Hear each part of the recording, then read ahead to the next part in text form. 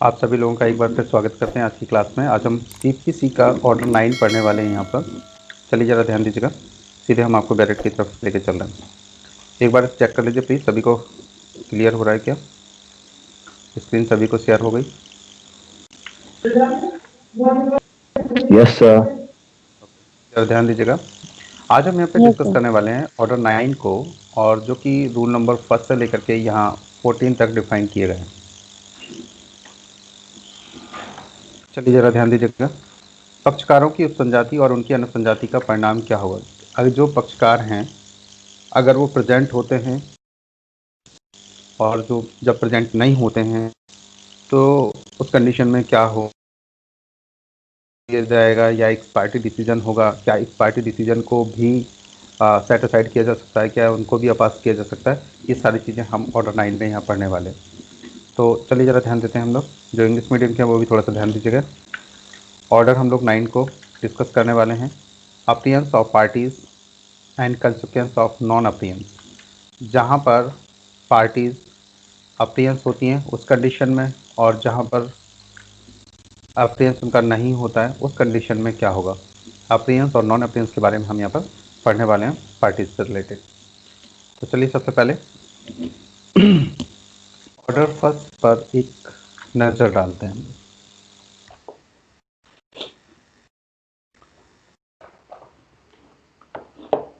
पक्षकार उस दिन, ध्यान दीजिएगा, पक्षकार उस दिन उपसंजात होंगे जो प्रतिवादी के उपसंजात होने और उत्तर देने के लिए समन में नियत है। तो देखिए जरा ध्यान दीजिएगा, जो दिन प्रतिवादी के उपसंजात होने और उत्तर देने के लिए समन में नियत है, समन में जो डेट दी गई है प्रेजेंट होने के लिए, उस दिन पक्षकार स्वयं या अपने प्लीडरों द्वारा न्याय सदन में हाजिर होंगे, और तब के सिवाय जबकि सुनवाई न्यायालय द्वारा नियत किसी भविष्यवर्ती दिन के लिए स्थगित कर दी जाएगी, बाद उस दिन सुना जाएगा। तो देखिए यहाँ पर क्या कहा गया, सीधा सिंपल सा है। रूल नंबर आप फर्स्ट पढ़ रहे हैं ऑर्डर 9 में, और यहाँ पर बात करते हैं कि जो पक्षकार होंगे वो किस दिन प्रेजेंट होंगे। तो कहा गया प्रतिवादी के उपसंजात होने और उत्तर देने के लिए समन में जो नियत है, समन में जो डेट दी गई है उस डेट पर वो प्रेजेंट होंगे, या तो वो स्वयं उपस्थित हो सकते हैं, देखिए उस दिन या स्वयं उपस्थित हो सकते हैं, या फिर अपने प्लीडरों द्वारा न्याय सदन में उपस्थित होंगे, हाजिर होंगे। और फिर इसके बाद में तब के सिवाय जबकि सुनवाई न्यायालय द्वारा नियत किसी भविष्यवर्ती दिन के लिए स्थगित कर दी जाएगी। अगर कोई नेक्स्ट डेट दे दी गई है तो भले ही उस डेट पर आ जाएं, लेकिन बाकी जिस दिन प्रतिवादी को उपसंजात होने के लिए समन में जो डेट फिक्स है उस डेट पर यहाँ पर प्रेजेंट होना होगा। चलिए जरा नेक्स्ट ध्यान दीजिए, जो इंग्लिश मीडियम के वो भी थोड़ा सा नज़र डालिए यहाँ पर रूल नंबर फर्स्ट पर। Parties to appear on day fix in summon for defendant to appear and answer on the day fixed in the summon for the defendant to appear and answer. The parties shall be in attendance at the courthouse in person or by their representative, by their respective pleaders। या तो वो self present हों या फिर respective leaders के according यहाँ पर present हो सकते हैं। And the suit shall then be heard unless the hearing is adjourn to a future day fix by the court. अगर कोर्ट के द्वारा कोई दूसरी डेट फिक्स कर दी गई है उसके सिवा उनको यहाँ पर प्रेजेंट होना होगा। तो देखिए ज़रा ध्यान दीजिए, रूल नंबर सेकेंड पर हम लोग एक नज़र डालते हैं, जहाँ समनों की तामील खर्चे देने में वादी असफल रहने के परिणाम स्वरूप नहीं हुई है। अगर समनों की तामील इसलिए नहीं हो पाई है कि वादी ने खर्चे नहीं दिए हैं, वहाँ बाद का खारिज किया जाना, तो क्या वहाँ पर बाद खारिज हो जाएगा। तो देखिए यहाँ पे क्या करेंगे, जहाँ ऐसे नियत दिन को यह पाया जाए कि प्रतिवादी पर समन की तामील इसलिए नहीं हुई है कि न्यायालय फीस या डाक महसूल यदि कोई हो, जो ऐसी तामील के लिए प्रभार है देने में या आदेश 7 के नियम 9 द्वारा अपेक्षित वादपत्र की प्रतियां उपस्थित करने में वादी असफल रहा है, वहां न्यायालय यह आदेश कर सकेगा कि वाद खारिज कर दिया जाए। तो देखिए यहाँ पे सीधा सीधा सा कहा है, रूल नंबर 2 में आप पढ़ रहे हैं कि जहां वादों की तामील और खर्चे देने में वादी असफल रहता है, उसके परिणाम स्वरूप वहां क्या कर दिया जाएगा, वाद का खारिज किया जाना। ये देखिए, जैसे कि आप यहाँ हेडिंग में ही देख रहे हैं, आप पढ़ रहे हैं ऑर्डर नंबर 9 और रूल नंबर 2। अब जरा यहाँ ध्यान दीजिए, कौन सा पढ़ रहे हैं आप, सीपीसी। अब देखिए यहाँ पे क्या बोल रहे हैं, ये इस ऑर्डर के अकॉर्डिंग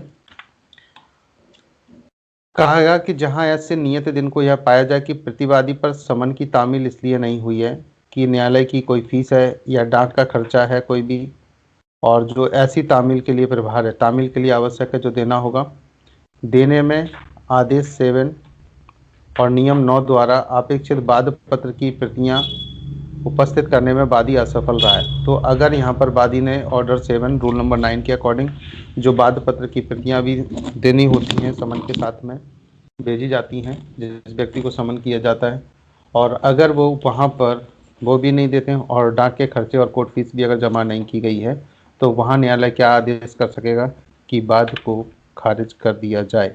तो वहाँ न्यायालय ऐसा कर सकते हैं। तो यहाँ पे ज़रा ध्यान दीजिएगा, ऑर्डर नंबर 9 रूल नंबर 2। अब इसका जरा परंतु पर एक नज़र डालिए। परंतु ऐसी असफलता के होते हुए भी, अगर ऐसी असफलता भी हो गई इसके बाद भी, यदि प्रतिवादी उस दिन जो उसके उपसंजात होने और उत्तर देने के लिए नियत है, मान लो प्रतिवादी के लिए जो डेट दी गई थी और उसको कहीं से पता चल जाता है, और अगर वो यहाँ पर जो डेट फिक्स की गई उस डेट पर स्वयं या जब वह अभिकर्ता के द्वारा उपसंजात होने के लिए अनुज्ञात है और अभिकर्ता के द्वारा उपसंजात हो जाता है, तो ऐसा कोई आदेश नहीं किया जाएगा। अब जरा ध्यान दीजिए, पहले तो बात की गई कि जो वादी है, वादी ही समन के खर्चों को उठाएगा, समन के खर्चे के लिए कौन देगा, वादी देगा, और वादी ने नहीं दे पाया, ना ही यहाँ पर वाद पत्र की प्रतियां दी हैं ये, और उस कंडीशन के बावजूद भी जो डेट दी गई थी प्रतिवादी के लिए कि इस डेट पर उपस्थित हो, प्रतिवादी उपस्थित हो जाता है, तो फिर वाद खारिज नहीं किया जाएगा, ऐसा आदेश नहीं किया जाएगा। तो ये परंतुक में है, ये इसका एक्सेप्शन भी आप इसको मान सकते हैं कि वैसे तो वाद खारिज कर दिया जाएगा अगर प्रतिवादी अपने आप ही उपस्थित हो गया। मान लो प्रतिवादी एडवांस है और जब आ गया, तो भी आप ऐसा मान के चलिए कि यहाँ पर यह आदेश नहीं किया जाएगा, जैसा कि आप यहाँ पर परंतुक में देख रहे हैं। हाँ, ये देखिए नेगेटिव पॉइंट है प्रतिवादी के लिए। प्रतिवादी कभी कभी जल्दबाजी में आ गए कि भाई चलो हम पता कर लें, कोर्ट में हमारे अगेंस्ट में केस लग गया और प्रतिवादी उपस्थित हो जाता है, तो फिर यहाँ जो वाद खारिज होना था वो अब नहीं होगा। मतलब यहाँ ऐसा नहीं लग रहा है जैसे प्रतिवादी ने अपने पैर पे कुल्हाड़ी मार ली हो।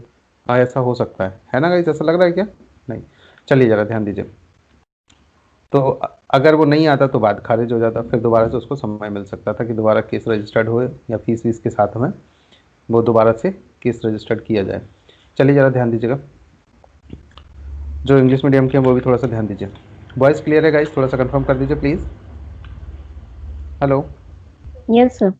आवाज़ नहीं आती है आप लोगों की।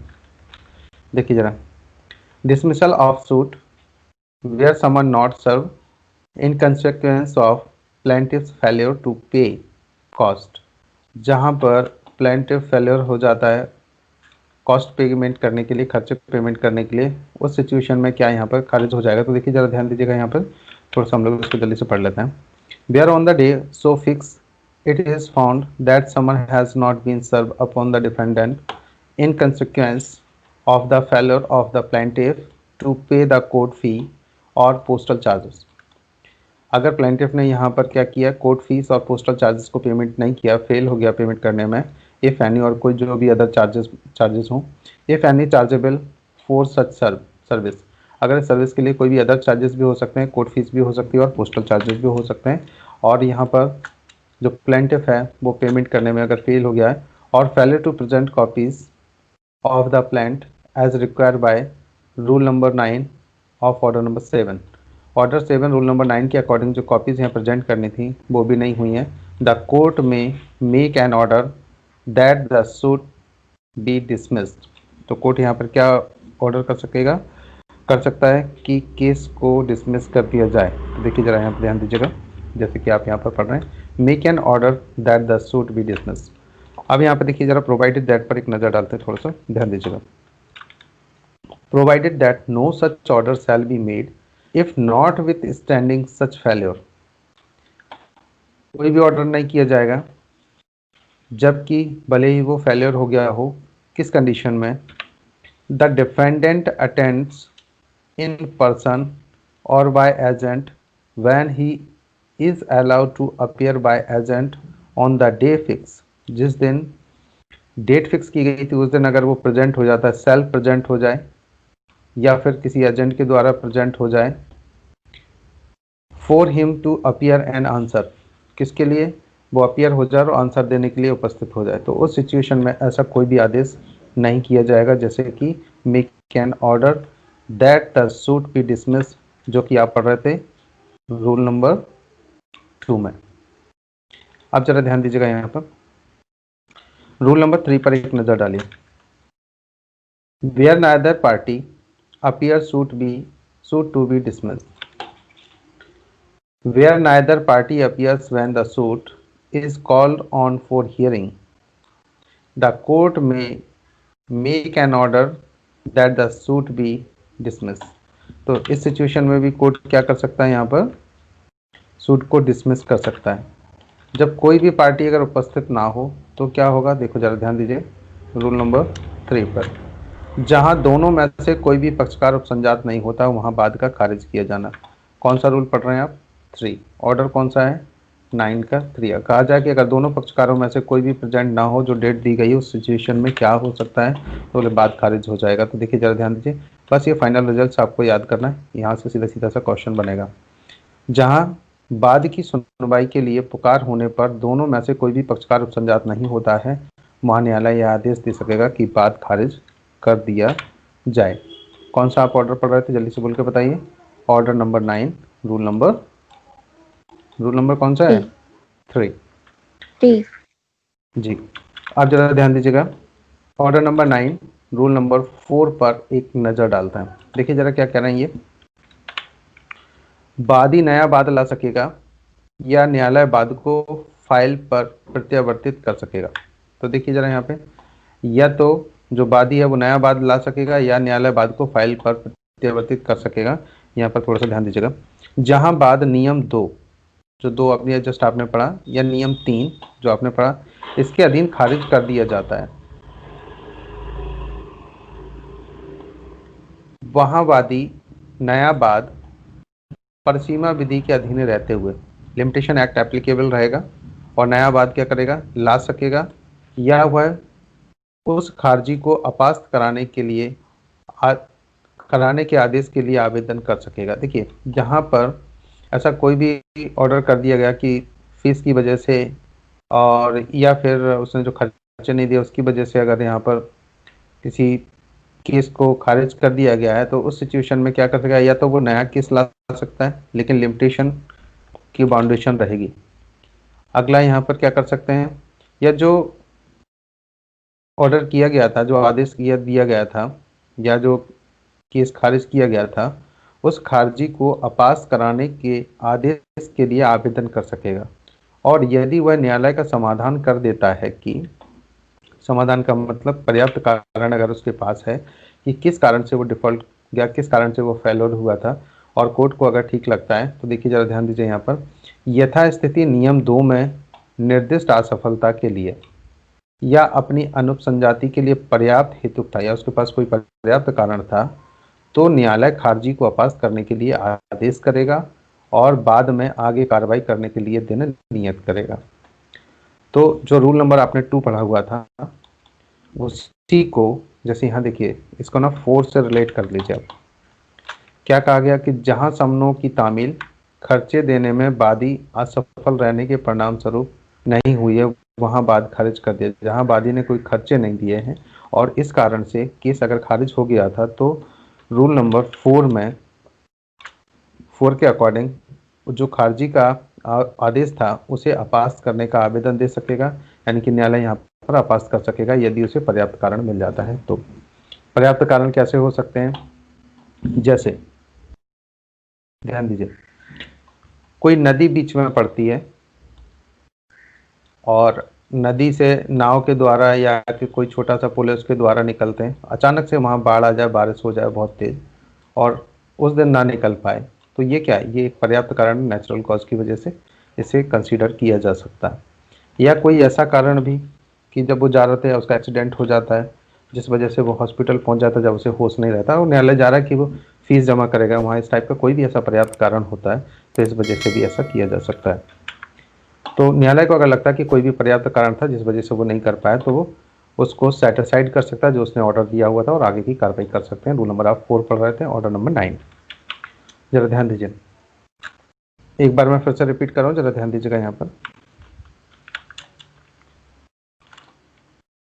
जहां वादी समन तामील के बिना लौटाने के पश्चात जो 1 मास है इसको 7 डेज हो जाएगा, 7 डेज तक यानी कि 7 दिन तक नए समन के लिए आवेदन करने में असफल रहता है तो वहाँ क्या हो जाएगा, बाद का खारिज किया जाना। अब यहाँ पर सब रूल नंबर फर्स्ट पर एक नज़र डालते हैं, फिर से ज़रा ध्यान दीजिएगा। जहाँ पर समन प्रतिवादी या कई प्रतिवादियों में से एक के नाम निकाले जाने और तामील के बिना लौटाए जाने के पश्चात, देखिए या तो कई प्रतिवादियों, एक प्रतिवादी के लिए हो या फिर कई प्रतिवादियों के नाम से निकाला गया है और वहाँ पर तामील के बिना उसे लौटा दिया जाता है तो क्या होगा, देखिए ध्यान दीजिए, उस तारीख से 7 दिन की अवधि तक जिसकी न्यायालय को उस अधिकारी ने विवरणी दी है, जो तामील करने वाले अधिकारियों द्वारा दी जाने वाली विवरणियों को न्यायालय को मामूली तौर से प्रमाणित करता है।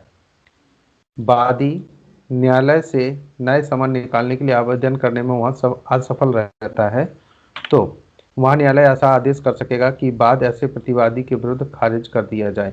तो ये लाइन पे जरा ध्यान रखिएगा, जैसे कि ये देख रहे हैं ये, तो यहाँ पे जो क्वेश्चन सीधा सीधा सा बनेगा जैसे आपने यहाँ पे देखा, ये लौटाए जाने के पश्चात और 7 दिन तक समन के असफल करने में रहता है, तो ये ऑप्शन आपको मिलेगा किसमें, आंसर में। तो यहाँ पे थोड़ा सा बस इतना ध्यान रखना है आपको। आप जरा ध्यान दीजिएगा, लेकिन फिर भी कहा गया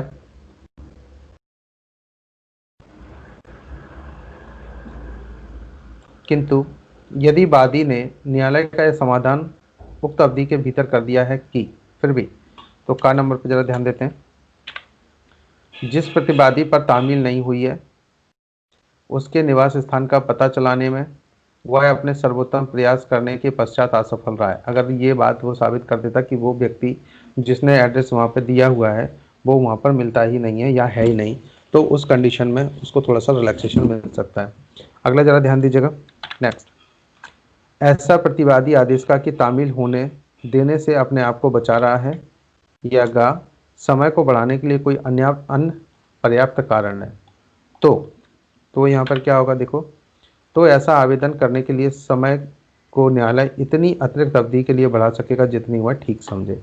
अगर न्यायालय को लगता है कि ये 3 कारण कोई भी हैं या कोई भी ऐसा पर्याप्त कारण है, जैसा कि ये गाँव में लिखा हुआ, कोई भी पर्याप्त कारण है तो कोर्ट जितनी अवधि उसको ठीक लगता है उतने के लिए वो समय बढ़ा सकेगा। कौन बढ़ा सकेगा, कोर्ट बढ़ा देगा। कौन सा ऑर्डर पढ़ रहे हैं आप, ऑर्डर 9 रूल नंबर 5।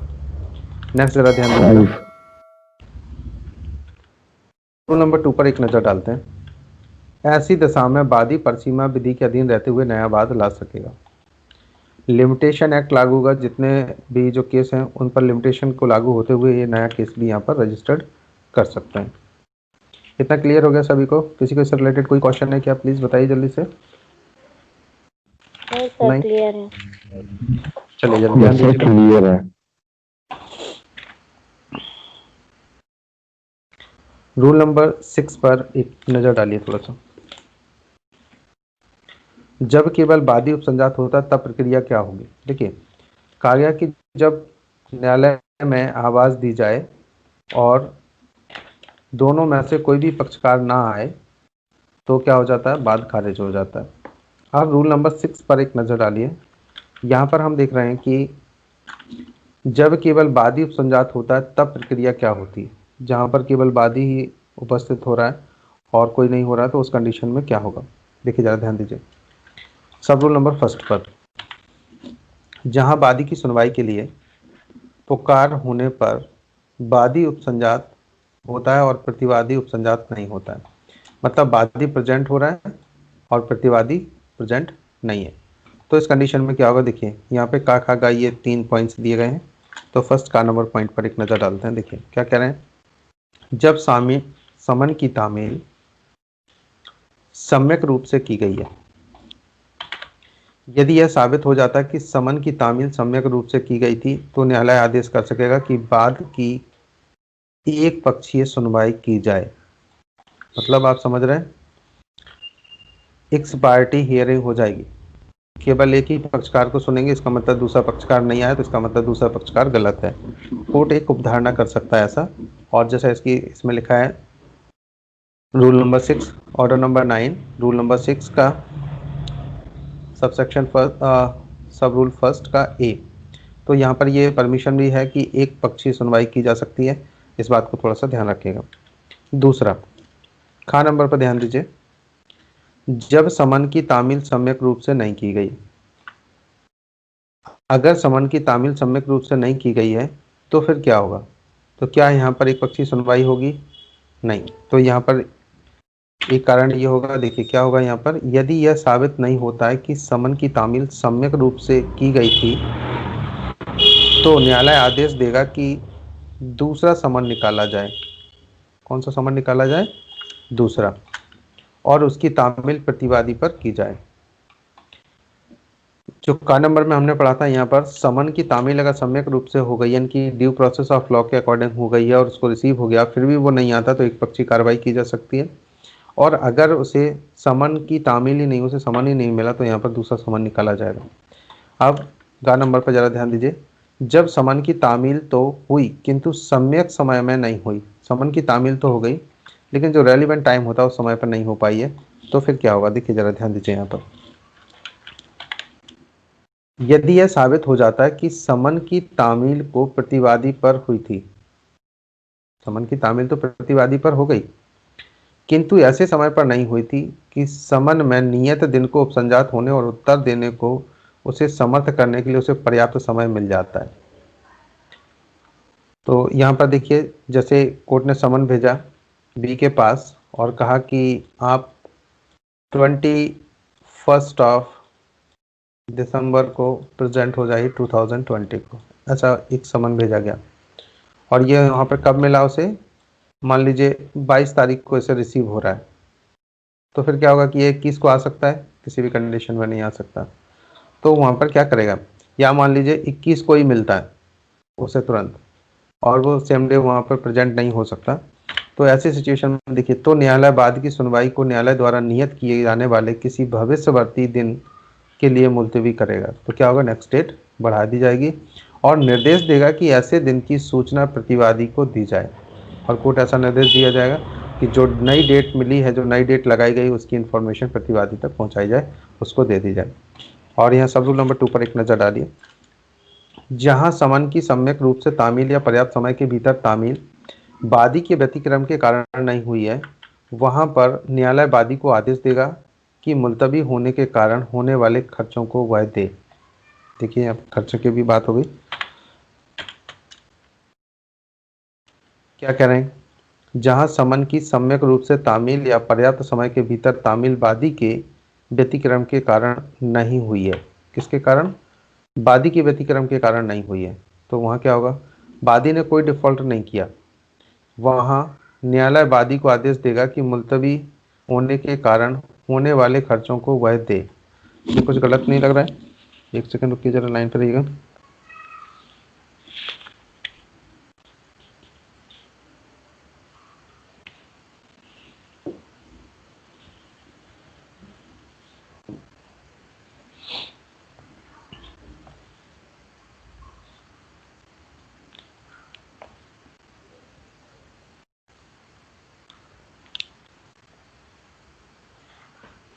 देखिए जरा ध्यान दीजिए, ये जो नहीं वाला वर्ड है ना, ये मिस प्रिंट है सभी जगह।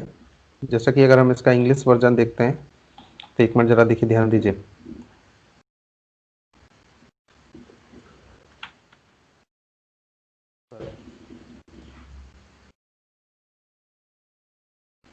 थोड़ा सा ध्यान दीजिएगा। Where it is owing to the plaintiff's default that the summons was not duly served, अगर समन प्रॉपर वे में सर्व नहीं किया गया ड्यू प्रोसेस ऑफ लॉ के अकॉर्डिंग और was not served in sufficient time, the court shall order the plaintiff to pay the cost occasioned by the postponement। तो जो इस कारण से पोस्टपोनमेंट हुई है कि सर्व वो समन था वो प्रॉपर टाइम और उस डेट पर नहीं मिला है, उसको सफिशिएंट टाइम नहीं था, जिस वजह से अगली डेट बढ़ाएगी, तो इसके खर्चे भी कौन देगा? जिसकी वजह से डिफॉल्ट हो रहा है उसी की वजह से ऐसा हो सकता है, तो वही उसके खर्चों को पेमेंट करे। तो जो नहीं वाला जो यहाँ पर दिया गया, नहीं वर्ड यहाँ से हटा देंगे, तो क्या कह रहा है कि व्यतिक्रम के कारण नहीं हुई है, वहाँ व्यतिक्रम के कारण हुई है ऐसा हो जाएगा, इसमें से नहीं को आप हटा दीजिए, तो ये प्रॉपर इसका सेंस निकल आएगा। तो यहाँ पर ज़रा ध्यान दीजिए, ये जो आप देख रहे हैं इसको आपको रिमूव करना है। क्लियर है गाइस? एक बार जल्दी से बताइए, पढ़ लीजिए इसको एक बार। Yes sir. ठीक है,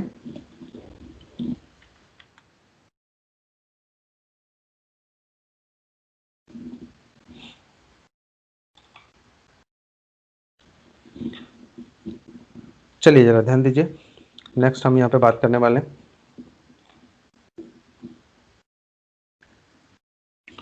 रूल नंबर 7 की तरफ चल रहे हैं। आप पढ़ रहे थे ऑर्डर नंबर 9, रूल नंबर 7। देखिए, जहां प्रतिवादी स्थगित सुनवाई के दिन उपसंजात होता है और पूर्व अनुपसंजाति के लिए अच्छा हेतु दिखाता है, वहां पर प्रक्रिया क्या होगी, प्रोसेस क्या होगी? तो ध्यान दीजिएगा।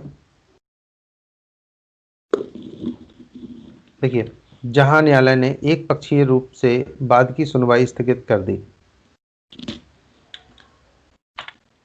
कैसे? जहां न्यायालय ने एक पक्षीय रूप से बाद की सुनवाई स्थगित कर दी है और प्रतिवादी ऐसी सुनवाई के दिन या पहले उपसंजात होता है। कौन होता है? प्रतिवादी ऐसी सुनवाई के दिन या उससे पहले उपसंजात होता है और अपनी पूर्व अनुपसंजाति के लिए अच्छा हेतु दिखाता है, एक पर्याप्त कारण बताता है, वहाँ ऐसे निबंधनों पर जो न्यायालय खर्चों और अन्य बातों के बारे में निर्दिष्ट करे, उसे बाद के उत्तर में उसी भांति सुना जा सकेगा मानो वह अपनी उपसंजाति के लिए नियत किए गए दिन को उपसंजात हुआ था।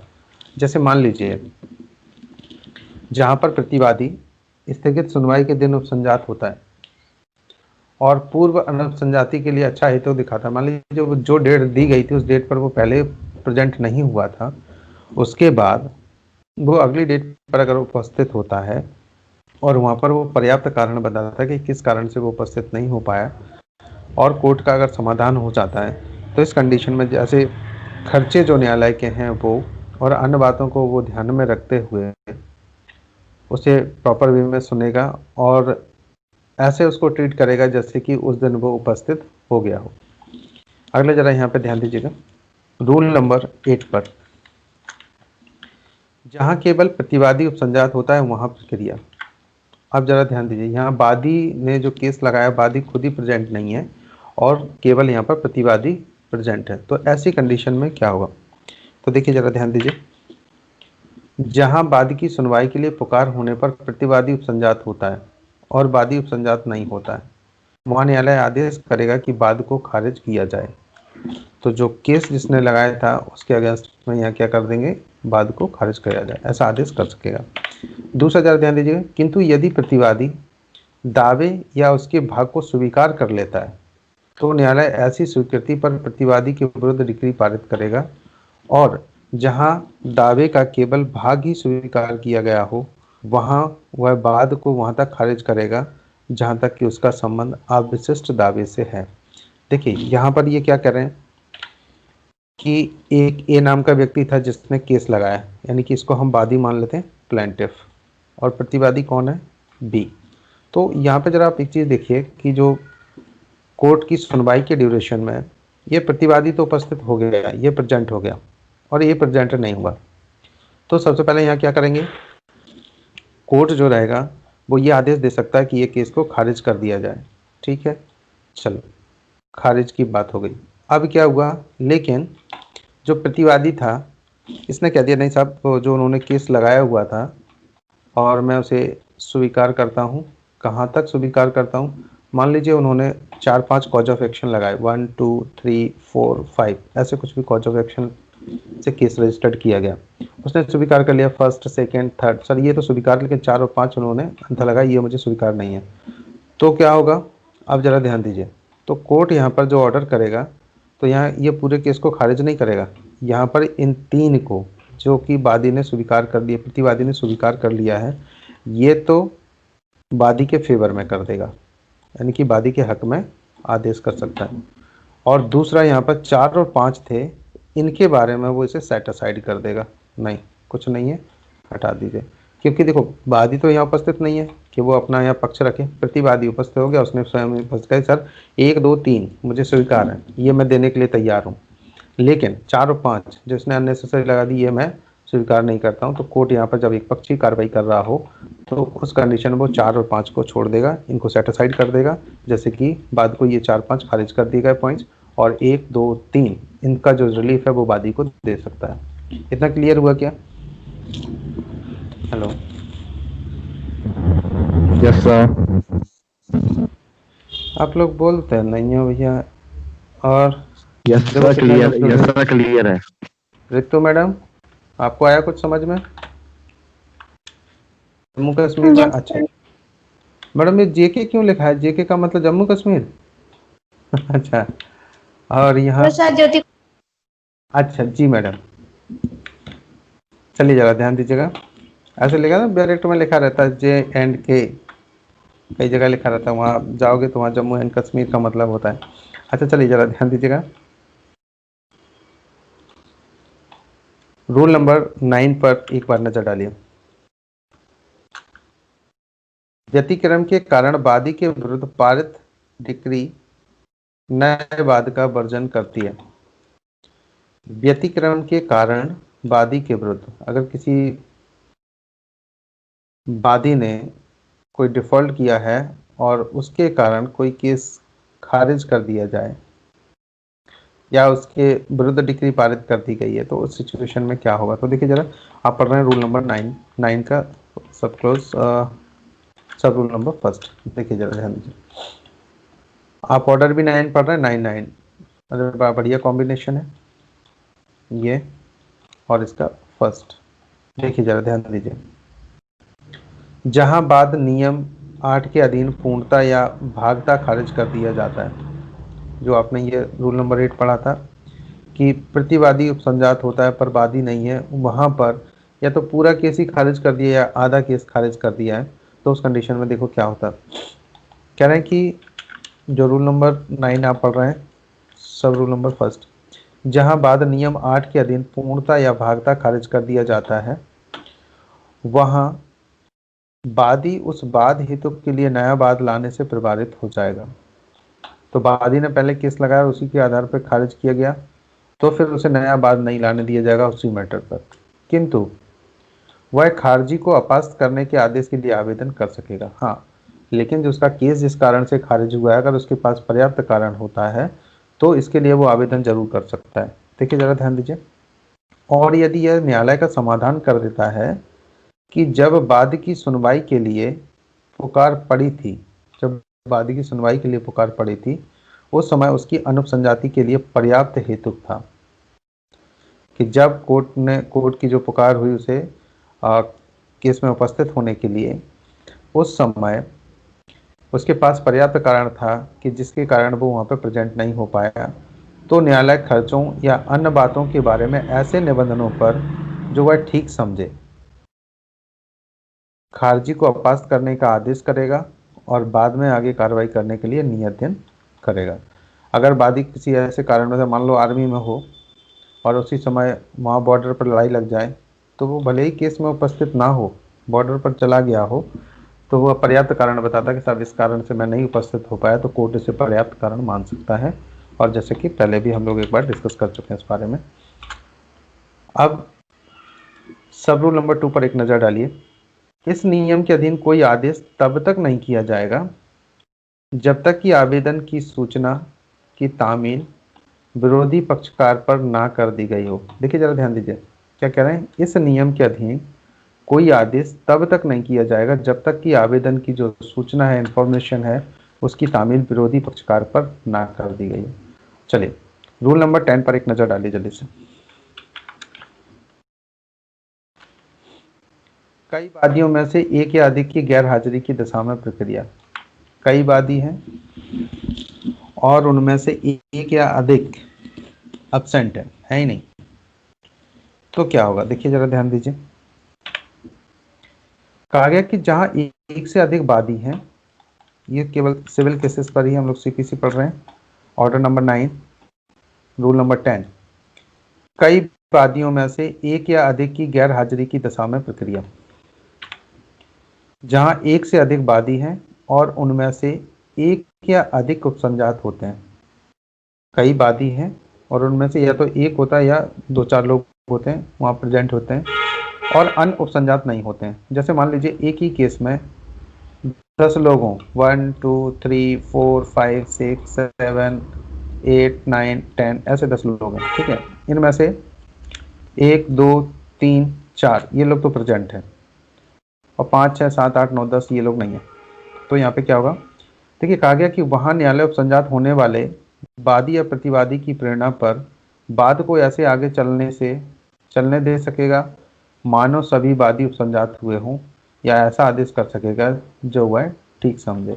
तो सिविल में देखिए कई बार क्या होता है कि जो वादी हैं 1 2 10, इनमें से अगर 2 या 1 भी अगर प्रेजेंट हो जाता है यहाँ पर, तो सभी की तरफ से एक व्यक्ति भी अगर यहाँ प्रेजेंट हो गया तो उस केस को आगे बढ़ाया जा सकता है और कंटिन्यू रखा जा सकता है। आप पढ़ रहे थे order number 9, order 9 rule number 10। आप पढ़िए ऑर्डर 9 रूल नंबर 11। तो देखिए यहाँ पर क्या कह रहे हैं, कई प्रतिवादियों में से एक या अधिक की गैर हाजिरी की दशा में प्रक्रिया। कई प्रतिवादी हैं और उनमें से एक या अधिक की गैर हाजिरी, जैसे कि अभी हम रूल नंबर 10 में पढ़ रहे थे वादियों के लिए, आप प्रतिवादियों के बारे में बात करेंगे। तो देखिए यहाँ पर जरा क्या कह रहे हैं, जहाँ एक से अधिक प्रतिवादी, यहाँ पर प्रतिवादी भी कितने हैं, 1 2 3 4 5 मान लेते हैं, ठीक है, और उनमें से एक या अधिक उपसंजात होते हैं, 1 नंबर 2 नंबर के प्रेजेंट हैं और अन्य उपसंजात हैं। तो यहाँ पर ये 3rd number 4th number 5th number के प्रेजेंट नहीं है। वहाँ बाद आगे चलेगा और न्यायालय निर्णय सुनाने के समय उन प्रतिवादियों के संबंध में जो उपसंजात नहीं हुए ऐसा आदेश करेगा जो वह ठीक समझे। तो कोर्ट क्या करेगा, आगे की प्रोसेस को कंटिन्यू रखेगा और ये कारण भी पूछेगा कि ये 3 नंबर 4 नंबर और 5 नंबर कहाँ हैं, इनको भी बुलाया जाए। उनको लगता है कोर्ट को कि इन सबको प्रेजेंट होना चाहिए तो इनके लिए आदेश कर सकेगा, जैसा उसको ठीक लगता है वैसा वो आदेश दे सकेगा। अब आप पढ़िए, आगे हम चलते हैं ऑर्डर नंबर 9 रूल नंबर 12 पर। यहाँ क्या कह रहे हैं कि स्वयं उपसंजात होने के लिए आदेश पक्षकार के पर्याप्त हेतु दर्शित किए बिना गैर हाजिर रहने का परिणाम। जहां पर कोर्ट ऐसा बोलता है कि उस जो कोई भी पक्षकार है, जहां पर उसे स्वयं प्रेजेंट होने के लिए बात की गई, कोर्ट ने कहा कि स्वयं प्रेजेंट हो यहाँ पर, उस कंडीशन में अगर वो नहीं होता है प्रेजेंट या उसके पास कोई पर्याप्त कारण नहीं है, और उसके बाद उसका क्या रिजल्ट होगा, तो यहाँ पर जरा ध्यान दीजिए। देखिए कहा गया कि जहां कोई वादी या प्रतिवादी जिसे स्वयं उपसंजात होने के लिए आदेश किया गया, उसे स्वयं प्रेजेंट होने के लिए, चाहे वो वादी हो या फिर प्रतिवादी हो, दोनों में से कोई भी, और कोर्ट ने कहा कि स्वयं उपस्थित हो, फिर भी वो नहीं होता है, तो देखिए स्वयं उपसंजात नहीं होता है या ऐसे उपसंजात होने में असफल रहने के लिए पर्याप्त हेतु न्यायालय को समाधानप्रद रूप में दर्शित नहीं करता है, और वो ये भी नहीं बताता है, उसके पास कोई पर्याप्त कारण भी नहीं है कि क्यों उपस्थित नहीं हुआ, तो वहाँ वह पूर्वगामी नियमों के उन सभी उपबंधों के अधीन होगा जो ऐसे वादियों और प्रतिवादियों को जो उपसंजात नहीं होते हैं यथास्थिति लागू होते हैं। तो कैसे, या तो जैसे वादी और प्रतिवादी अगर उपस्थित नहीं होते तो क्या हमने अभी तक पढ़ा हुआ कि वाद का खारिज कर दिया जाना उसके प्रति, तो उसके अगेंस्ट में डिसीजन हो सकता है। चलिए अब हम यहाँ पर आगे बात करते हैं। जो एक पक्षी कार्रवाई हुई, एक पक्षी कार्रवाई कब हुई, कब होती है एक पक्षी कार्रवाई, तो जरा ध्यान दीजिए, जैसे कि हम लोग यहाँ पर पढ़ चुके हैं अभी जस्ट, पार्टी नंबर 1 और पार्टी नंबर 2, यहाँ पर एक नज़र डालते हैं कि अगर ये वादी है और ये उपस्थित नहीं होता है तो इसके अगेंस्ट में एक पक्षी कार्रवाई की जा सकती है। एक पक्षी मतलब एक्स पार्टी डिसीजन, ठीक है। अब ऐसी कार्रवाई के लिए अगर यही सेम कंडीशन किसके लिए होती है, पार्टी नंबर 2 के लिए, अगर पार्टी नंबर 2 भी वहाँ पर प्रेजेंट नहीं होता है जिस समय कोर्ट ने डेट फिक्स की है उपस्थित होने के लिए और नहीं होता, तो इसके प्रति भी कौन सी कार्रवाई हो जाएगी, एक पक्षीय कार्रवाई। अब एक पक्षीय कार्रवाई हो गई, कोई पर्याप्त कारण हो जिसकी वजह से वो उपस्थित नहीं हो पाया, तो क्या उस एक पक्षीय कार्रवाई को अपास्त कराया जा सकता है, सेट असाइड कराया जा सकता है। अपास्त का मतलब क्या होता है? अपास्त का मतलब ये होता है कि जिस कोर्ट ने आदेश दिया है उसी को आवेदन लगाते हैं, उसको पर्याप्त कारण बताते हैं, सर ये पर्याप्त कारण था, इस वजह से हम उपस्थित नहीं हो पाए। अगर कोर्ट को ये समाधान होता कि यह पर्याप्त कारण है जिसकी वजह से कोई भी एक नॉर्मल व्यक्ति उपस्थित नहीं हो पाता, तो कोर्ट ने जो एक पक्षीय कार्रवाई की थी उसको वो कैंसिल कर देगा, यानी कि अपास्त कर देगा। और इसके बाद फिर आगे की जिस प्रक्रम पर वो केस था वहीं से फिर आगे की कार्रवाई स्टार्ट हो जाएगी। मतलब इसका क्या है, जैसे मान लीजिए लास्ट डेट पर वो प्रेजेंट नहीं हुआ जहां पर एक पक्षी कार्रवाई की गई, तो ऐसा माना जाएगा कि केस को ना वापस उसी डेट पर पहुंच जाएगा, जो कार्रवाई उस डेट पर चल रही थी उसी को फिर आगे कंटिन्यू कर लिया जाएगा, और ऐसा माना जाएगा कि ये व्यक्ति इस डेट। चलिए गाइस ध्यान दीजिएगा, रूल नंबर 13 को हम एक बार फिर से देखें थोड़ा सा। प्रतिवादी के विरुद्ध एक पक्षीय डिक्री को अपास्त करना, जो प्रतिवादी है उसके अगेंस्ट में एक पक्षी जो की गई है, क्या उसे सेट असाइड किया जा सकता है, क्या उसे अपास्त किया जा सकता है, तो इसमें हम देखने वाले हैं। देखिए जरा ध्यान दीजिएगा,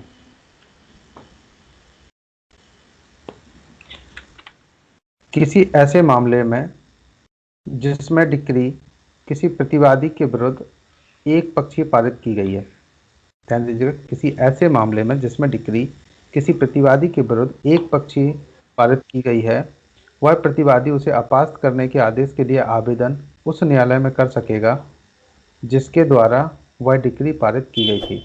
तो देखिए सबसे पहली बात कि जिस न्यायालय ने डिक्री पारित की है प्रतिवादी के विरुद्ध, वो उसी न्यायालय में एक आवेदन दे सकता है। जब यह न्यायालय का यह समाधान कर देता है कि जो समन की तामील सम्यक रूप से नहीं की गई थी, इनकी समन की तामील अगर सम्यक रूप से नहीं की गई थी और वे न्यायालय का समाधान कर देता है, तो न्यायालय ने जो उसके अगेंस्ट में, इनकी प्रतिवादी के अगेंस्ट में जो डिक्री पारित की है, उसको एक पक्षीय डिक्री जो पारित की गई थी उसे सेट असाइड कर सकता है, यानी कि अपास्त कर सकता है। या फिर दूसरा कारण, वह बाद की सुनवाई के लिए पुकार होने पर उपसंजात होने से किसी पर्याप्त हेतु से निवारित था, यानी कि कोई दूसरा पर्याप्त कारण है उसके पास कि जब कोर्ट के द्वारा आवाज़ लगाई गई और वो उपस्थित नहीं हुआ वहाँ पर, तो उसके पास कोई पर्याप्त कारण था जिसकी वजह से वो उपस्थित नहीं हो पाया। अगर कोर्ट का वह समाधान कर देता है तो कोर्ट इस कंडीशन में क्या करेंगे, देखिए जरा ध्यान दीजिए, खर्चे के बारे में जैसा न्यायालय ठीक समझे, जमा करने के या अन्यथा ऐसे निबंधनों पर जो वह ठीक समझे, न्यायालय यह आदेश करेगा कि जहां तक डिक्री उस प्रतिवादी के विरुद्ध है वहां तक वह अपास्त कर दी जाए और बाद में आगे कार्रवाई करने के लिए नियत दिन करेगा। अगर कोर्ट को यह समाधान हो जाता कि कोई पर्याप्त कारण था जिस वजह से वो उपस्थित नहीं हो पाया, जिसकी वजह से एक पक्षीय डिक्री कर दी गई है, तो कोर्ट उसे अपास्त करके नई डेट फिक्स कर सकेगा कि अगले दिन इस डेट पर सुनवाई के लिए उपस्थित हूँ। अगला जरा ध्यान दीजिए, परंतु में एक नज़र डालते हैं। देखिए कहा गया कि परंतु जहाँ डिक्री ऐसी है कि वह केवल ऐसे प्रतिवादी के विरुद्ध अपास्त नहीं की जा सकती है, वहाँ वह अन्य सभी प्रतिवादियों या उनमें से या किन्हीं के विरुद्ध भी अपास्त की जा सकेगी। अगर मान लीजिए कोई भी डिक्री केवल एक प्रतिवादी के विरुद्ध अपास्त नहीं की जा सकती, तो वहां जो भी अन्य प्रतिवादी भी उसमें शामिल हैं उनके विरुद्ध भी अपास्त की जा सकेगी। अब जरा ध्यान दीजिएगा नेक्स्ट परंतु में, परंतु यह और कि यदि किसी न्यायालय का यह समाधान हो जाता है, देखिए इसमें ये एक्सेप्शन भी आप इसको मान के चल सकते हैं एक तरह से, कि परंतु यह और कि यदि किसी न्यायालय का समाधान हो जाता है कि प्रतिवादी को सुनवाई की तारीख की सूचना थी और उपसंजात होने के लिए और वादी के दावे का उत्तर देने के लिए पर्याप्त समय था, तो ये जो समन लिखा हुआ है ये गलत प्रिंट हो गया, यहाँ पर इसको समय पढ़िए। अगर उसके पास पर्याप्त समय था तो वह एक पक्षीय पारित डिक्री को केवल इस आधार पर अपास्त नहीं करेगा कि समन की तामील में अनियमितता हुई थी। भले ही समन की तामील में अनियमितता हुई थी, लेकिन प्रतिवादी को अगर ये इन्फॉर्मेशन होती है कि कौन सी तारीख है जिसमें जो कोर्ट के द्वारा दी गई प्रेजेंट होने के लिए, अगर उसकी इन्फॉर्मेशन यानी कि उसकी सूचना उस पर है, उस तक है, तो बिल्कुल ऐसा मान लिया जाएगा। तो कोर्ट यहाँ इस आधार पर किसी भी डिक्री को अपास्त नहीं करेगा। चलिए स्पष्टीकरण पर एक नजर डालते हैं।